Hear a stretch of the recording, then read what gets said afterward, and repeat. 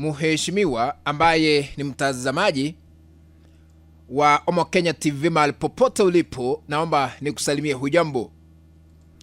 Natumai umzima ubuheri wa afya na penye nipo kukwema.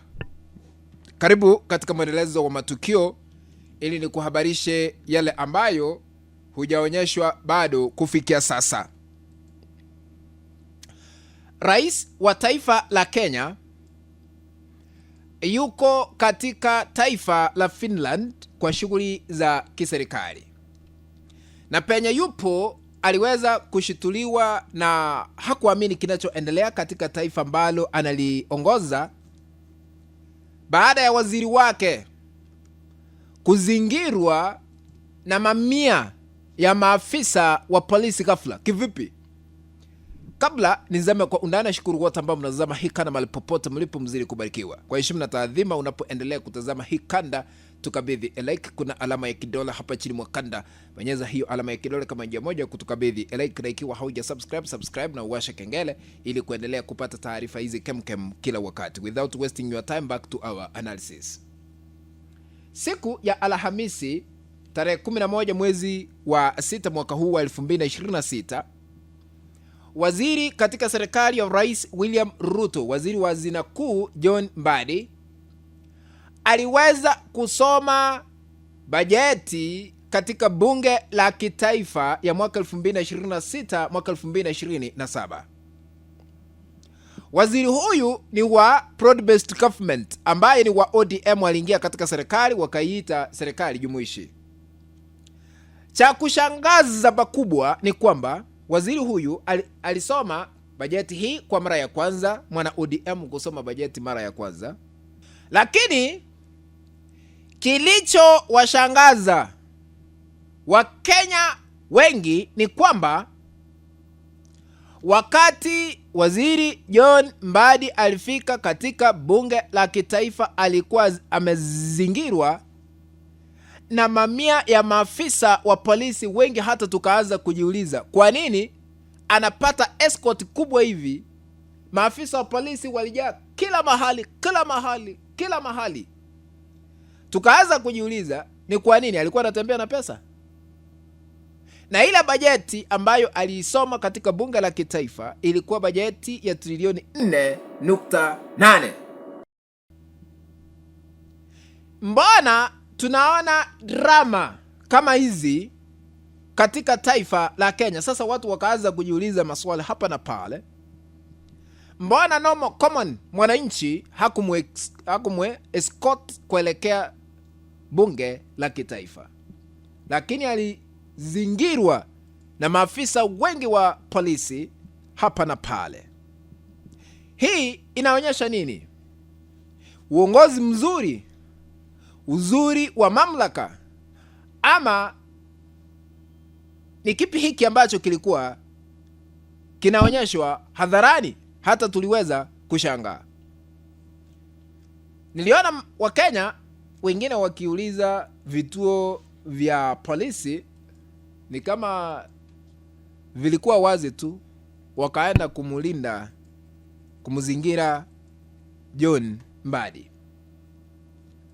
Punde si punde baada ya hayo akaisoma bajeti ya trilioni 4.8, kumaanisha kufadhili bajeti hii lazima Wakenya tujifunge mishipi, tupende tusipende, tukatae tukubali, lazima ama waende alone. Ndio maana mmesikia finance bill ambayo itafanikisha kufadhili bajeti hii, lazima watu watatoa ushuru, lazima. Niliona vitimbi zingine, unajua Wakenya ni wairefu sana. Wakaenda wakaleta gari lingine hapo mpya, wakaandika hapo kwa number plate hapo mbele na nyuma, wakasema people's budget, wakaandika.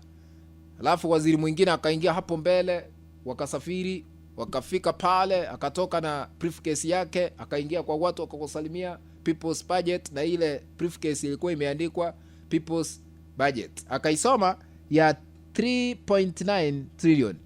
Hakukuwa na maafisa wa polisi hata mmoja. Walikuwa wanaonyesha tu hamna haja ya waziri kuzingirwa na maafisa wa polisi wengi, kwa sababu kile ambacho anaenda kukisoma sio hela alikuwa amezibeba.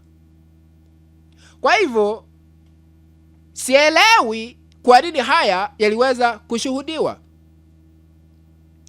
Na katika bunge la kitaifa niliona hata wabunge waliokuwa sio wote walikuwa katika shughuli ya kusoma bajeti ile. Lakini kumbuko ya kwamba Rigathi Gachagua aliyekuwa naibu rais humu nchini aliweza kuwaomba wabunge, ndio hii bajeti imesomwa, akawaomba wabunge wajaribu kila wawezalo kuhakikisha ya kwamba wameikataa finance bill ya 2026-2027 kwa sababu inakandamiza Mkenya wa kawaida. Msije mkasema ni mimi, lakini naomba tutazame na kusikiza kile ambacho Rigathi Gachagua alizungumza. Lakini kabla niweke hiyo sauti, na shukuru wote ambao mnatazama hii kanda, tusikize.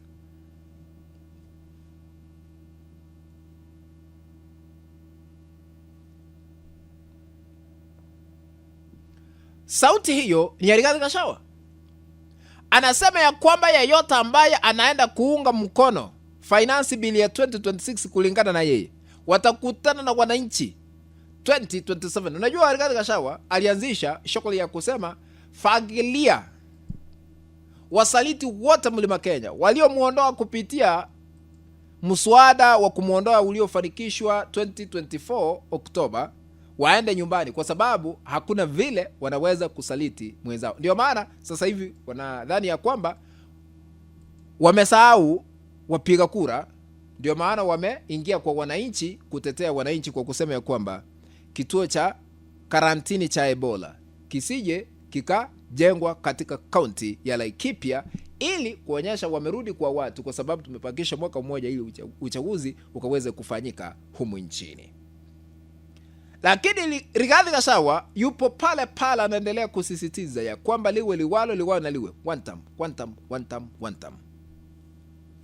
Kwa hivyo katika taifa la Kenya, uongozi ukikalia kiti cha uongozi kuna uzuri, unazingirwa na maafisa wa polisi kila mahali. What do you think? Kufikia hapo mpenzi mtazamaji, ndipo natia kikomo katika uchanganuzi wa masuala haya kuhusiana na bajeti ambayo ilisomwa bungeni siku ya Alhamisi. Tukutane katika kanda ambayo nitaitengeneza hapo baadaye. Kwa heri kwa sasa, lakini ikiwa hauja subscribe na uwashe kengele ili wakati wowote tutakapoweka kanda utakuwa unapokeza notification ya kufahamisha Mkenya TV tumeweka kanda mpya ambayo inastahili kutazama.